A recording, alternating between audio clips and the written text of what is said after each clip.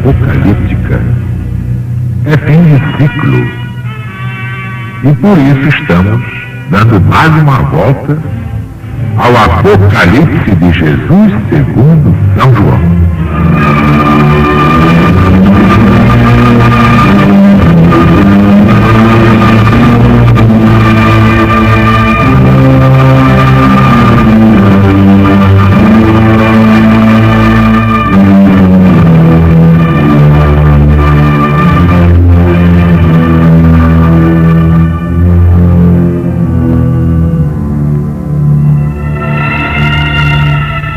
Levantar-se do mar uma besta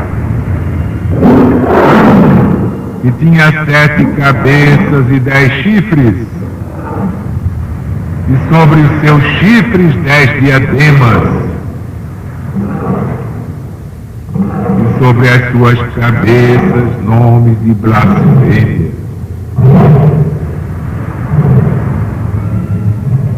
E essa besta que eu vi era semelhante a um leopardo,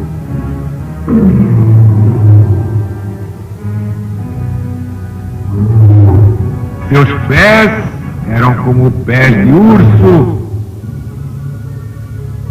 sua boca como boca de leão.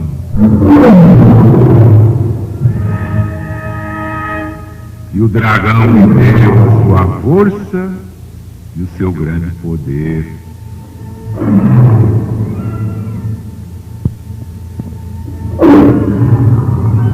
E vi uma das suas cabeças como ferida de morte, e foi curada a sua ferida mortal, e se maravilhou toda a terra após a besta. E adoraram ao dragão que deu poder à besta. E adoraram a besta dizendo: quem há semelhante à besta? Quem poderá pelejar contra ela?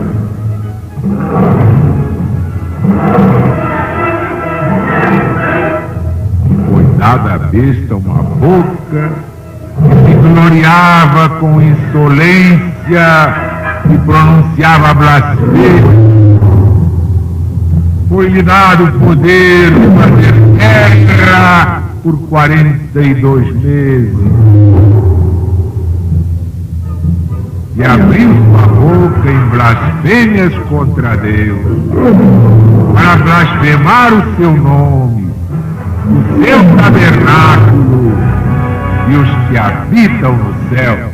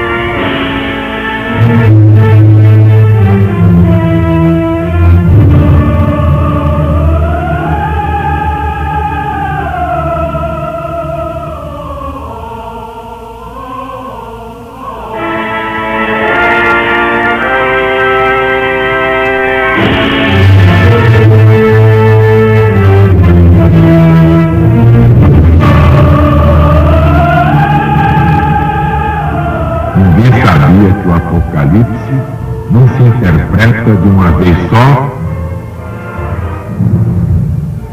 mas ao contrário, em ciclos múltiplos. Daí a perenidade do livro. Seria absurdo que Jesus fosse colocar no final da Bíblia Sagrada o mais importante livro para se superar os acontecimentos do princípio do cristianismo.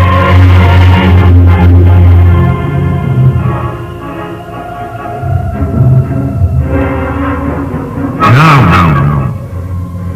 Há vários ciclos.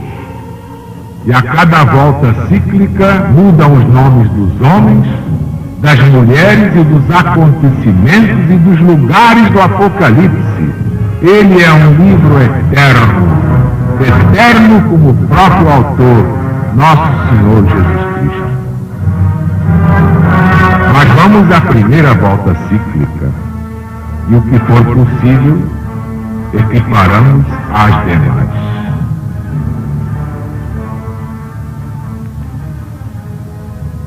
E vi levantar-se do mar uma besta que tinha 7 cabeças e 10 chifres, e sobre os seus chifres 10 diademas, e sobre as suas cabeças nomes de blasfêmia.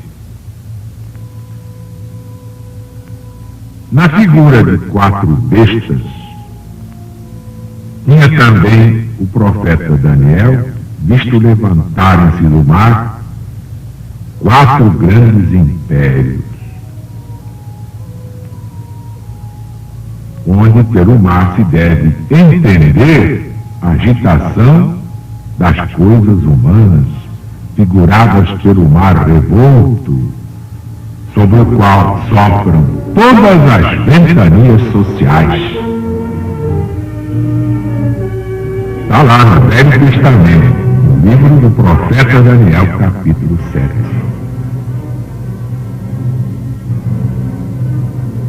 Daí se levantar a besta do mar, e vi levantar-se do mar uma besta.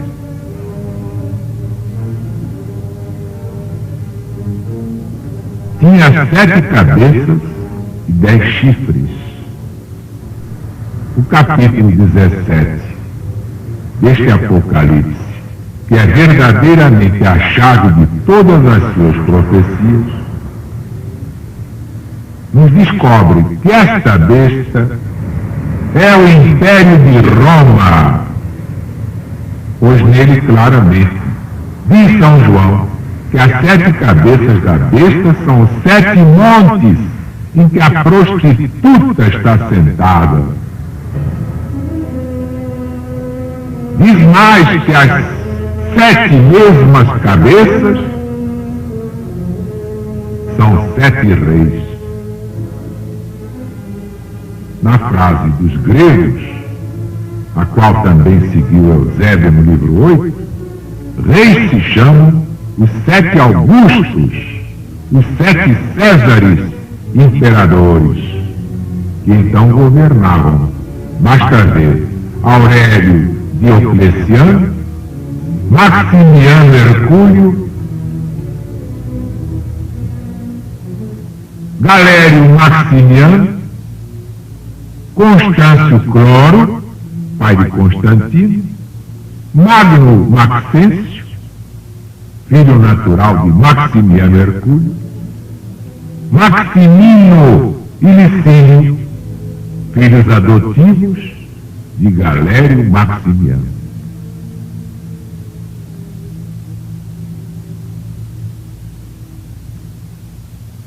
Outro argumento de que esta besta se representa o Império de Roma é que no mesmo capítulo 17 se diz claramente que a prostituta sentada sobre a besta era a grande Babilônia, em que a antiguidade reconheceu Roma no fim da primeira epístola de São Pedro Apóstolo.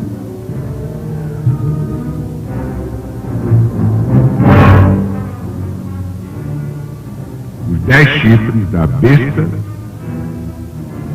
simbolizam os 10 reis, ou as 10 nações em que se dividiu pelo tempo adiante o Império de Roma.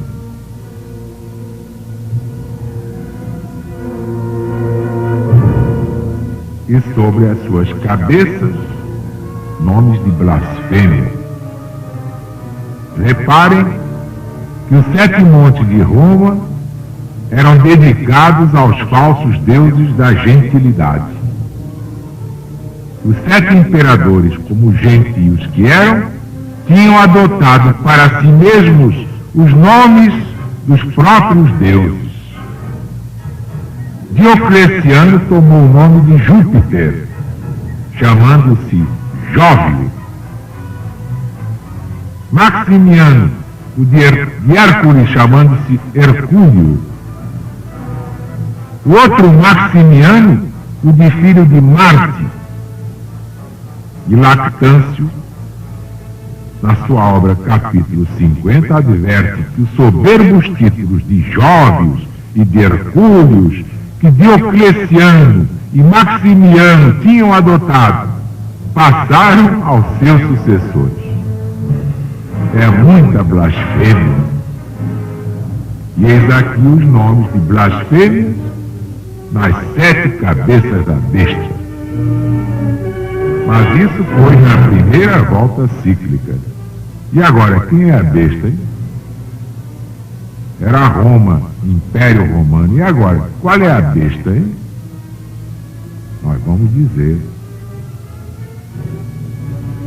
Era semelhante a um leopardo. A figura do leopardo fazia o corpo da besta. Leopardo é símbolo de inconstância por causa da variedade das cores de que é amalhada a sua pele. Por isso os estudiosos de Daniel lhe aplicam os costumes inconstantes de Alexandre. Mas estes caracteres não convêm aqui menos a Maximiano Hercúleo, de uma inconstância a toda a prova. Larga o império, torna a tomar o império, e desta segunda vez se dá bem, primeiramente com seu filho Maximiano, logo pouco depois, cioso dele, o quer perder. Ora se faz amigo de Galério e logo quer arruinar. Por último, se une com seu genro Constantino, mas depois se põe contra ele. É o leopardo. Por isso São João forma do leopardo o corpo da besta. Seus pés como pés de urso.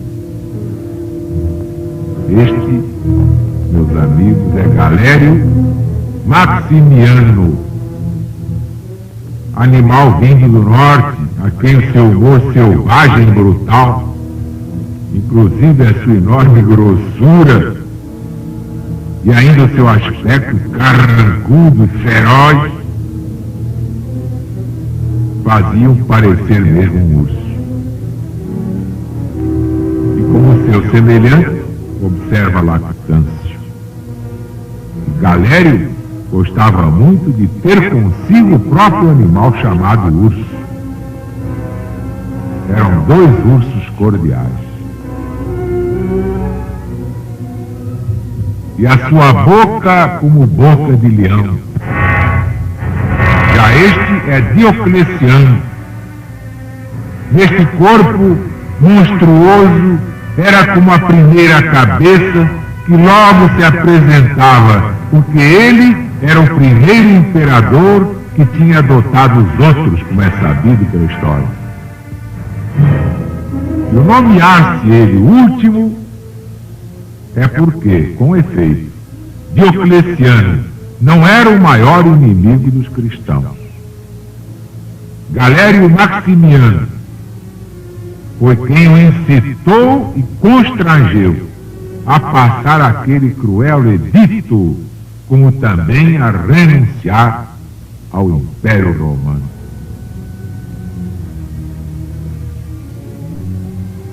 E vi uma das suas cabeças como ferida de morte. É Maximiano.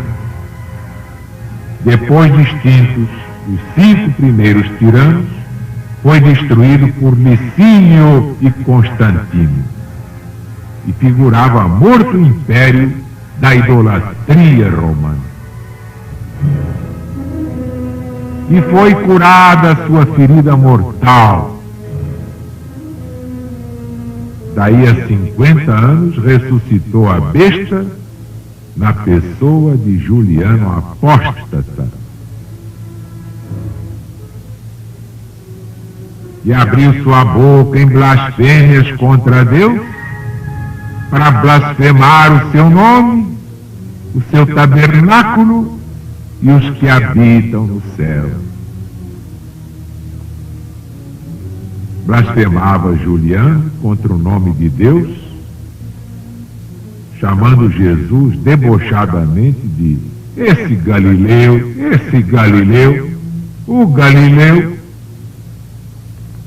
Blasfemava o seu tabernáculo, porque blasfemava contra os santos do céu, porque dizia: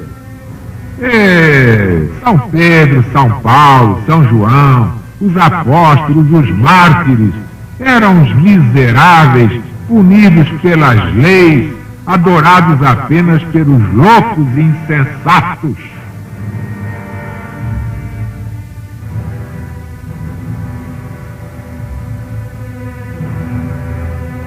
Eis aí como se explica: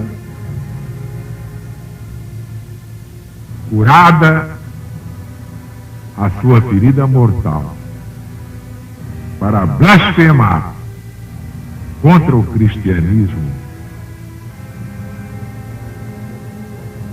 contra os cristãos verdadeiros, contra o próprio Jesus, a quem ele chamava debochadamente Galileu, Galileu, esse Galileu. Por isso, quando vier o Armagedon, não haverá apenas o apocalipse da terra, virá também o apocalipse do homem. É o macrocosmo no microcosmo, na visão de André Luiz. O apocalipse do homem se multiplica e faz o apocalipse do nosso planeta. No macrocosmo, a casa planetária onde evoluem os homens terrestres é um simples departamento do nosso sistema solar, que por sua vez é modesto conjunto da vida no rio de sóis da Via Láctea. A esfera da crosta, em cálculo aproximado, dista do Sol 150 milhões de quilômetros. Distância essa que é percorrida pela luz em 8 minutos e 15 segundos, na média de 300 mil quilômetros por segundo. Nosso Sol é 1.300.000 vezes maior do que a Terra, mas comparado a outros pais de sistemas planetários, nosso Sol é astro humilde na brilhante comunidade cósmica.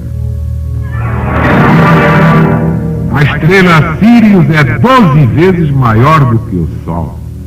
Capela é 5.800 vezes maior. No diâmetro de Arcturus caberiam milhares de sóis iguais ao nosso.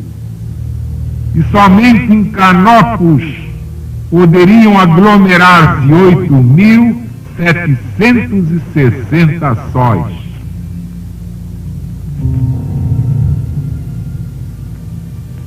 Esses são dados estatísticos suscetíveis de verificação pelo olho humano. Pálida visão da alma, encarnada nas leis organogenésicas da estrutura celular, sem nos referirmos diretamente às esferas múltiplas, situadas em diferentes planos vibratórios, a se apressarem em mundos maravilhosos, inacessíveis à observação do homem terrestre. Cidades divinas, ilhas bonançosas de aprendizado e de repouso, lares de afeto e de encantamento, círculos de trabalho, zonas retificadoras e campos evolutivos nos domínios eternos do Espírito. Já no microcosmo, a casa orgânica chamada corpo, onde habita o Espírito, em estágio passageiro de aprendizado e elevação,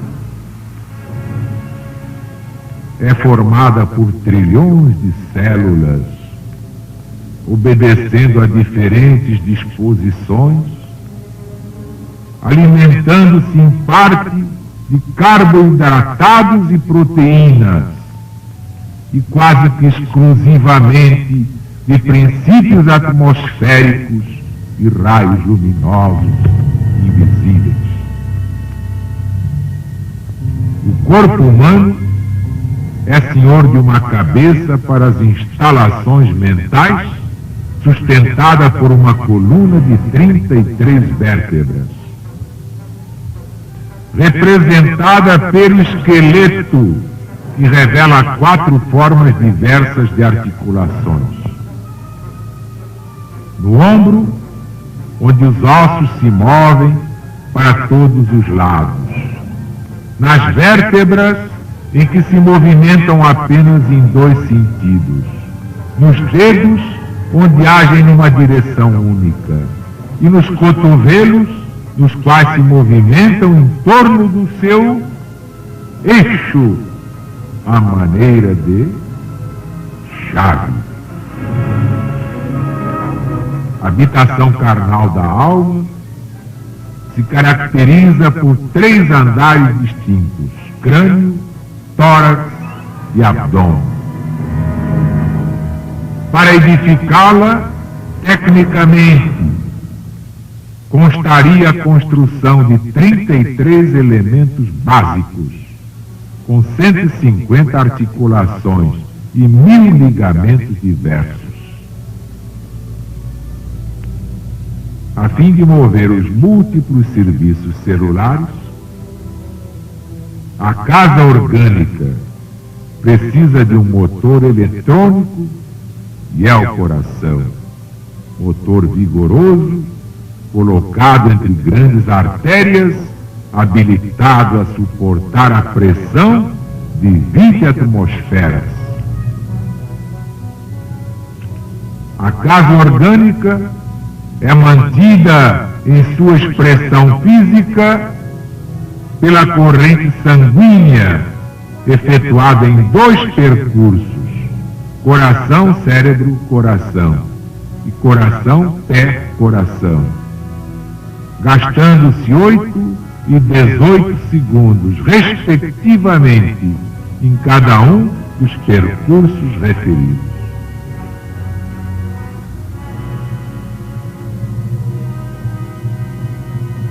O organismo, a casa orgânica, vivendo em altitude média de 240 metros, tem aproximadamente 5 milhões de glóbulos vermelhos em cada milímetro cúbico de sangue.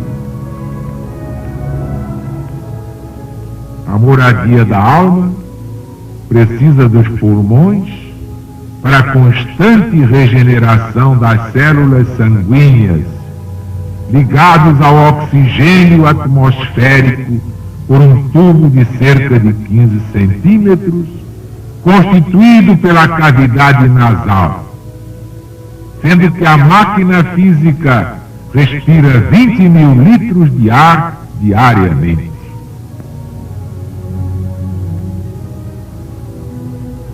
Os processos mentais de variada espécie, a morada física dispõe de um telégrafo especial que é o sistema nervoso, a mais perfeita rede de comunicações em toda a superfície planetária deste planeta.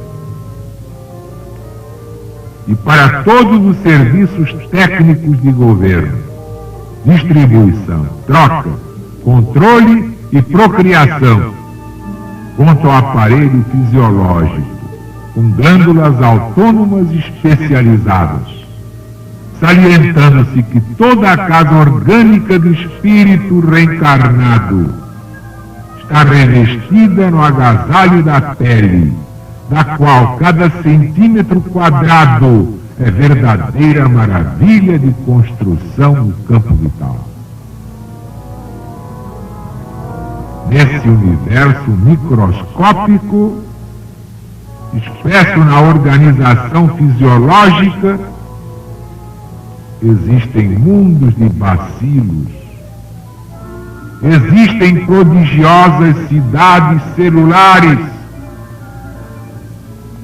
círculos educativos de seres infinitesimais, centros de preparação e evolução de infusórios, subordinados à direção do homem, filho inteligente de Deus. Neste pequenino agrupamento de dados informativos, apresentamos pálida síntese de vastos conhecimentos que a ciência humana já conseguiu catalogar. Entretanto, quase sempre cega para a luz divina, se lhe pedirmos a legítima solução dos problemas referentes ao destino do homem, a ciência terrestre, com sorriso irônico, nos responde que a existência de Deus e a imortalidade da alma são apenas duas hipóteses universais. Por isso haverá o apocalipse da terra e o apocalipse do homem. Quem viver, verá. Que a paz de Deus esteja com todos, para que meditem bem. Ignorar a Bíblia Sagrada é ignorar o seu destino, porque aqui está o planejamento até o ano 2000. Quem não sabe Bíblia, não sabe nada. É um bobo alegre, um paspalhão. É um defunto ambulante. Para aqueles que estudam, que amam a Deus e ao próximo, mas como Jesus amou o seu próximo, as bem-aventuranças do Sermão da Montanha de Jesus.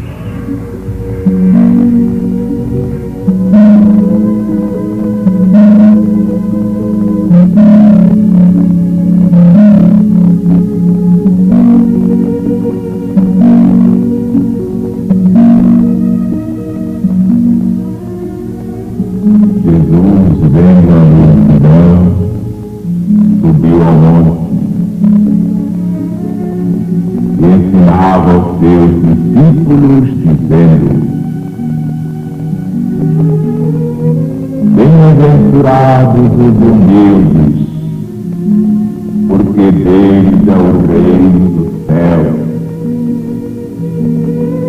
Bem-aventurados os que choram, porque serão consolados pelo próprio Deus. Bem-aventurados os pacientes, porque eles herdarão a terra. Bem-aventurados os que têm fome e sede de justiça, porque terão o amparo da justiça divina.